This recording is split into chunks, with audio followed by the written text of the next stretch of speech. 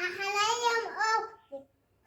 انا جعانه ماليش دعوه، وكل ما اقولك حاجه انا عايزه اكل تقولي لي هنيم اختك او روحي ذاكري.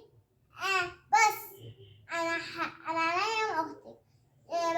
هروح اعمل الغدا، بعد كده هقوم اعمل الغدا لحد يوسف كده الكلمتين ينفعوكم عشان يوم السبت عندكم الامتحان. يوه انا ازاي انتي عايشه تاها؟ انا ازاي اديتك وخليتيني نامت؟ لا لسه.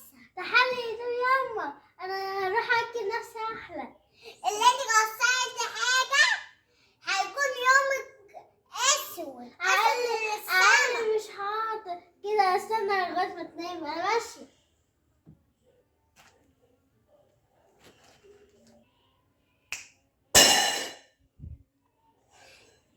لازم نسيب الصودا، المطبخ هيتكسر. انت يا بنت عملت ايه في المطبخ؟ غسلت ايه؟ لا مفيش. حلة الفاصوليا وقعت على الكنافة وانتي تبقي عاملة غيرها. الله ينور عليكي. الله يا حبايبي ما تقولوش اللي انا عملته ده، وما تبوظوش ويستنى على ماما تعمل كل حاجة. واشوفكم مع فيديو جديد مع ماما سكتة.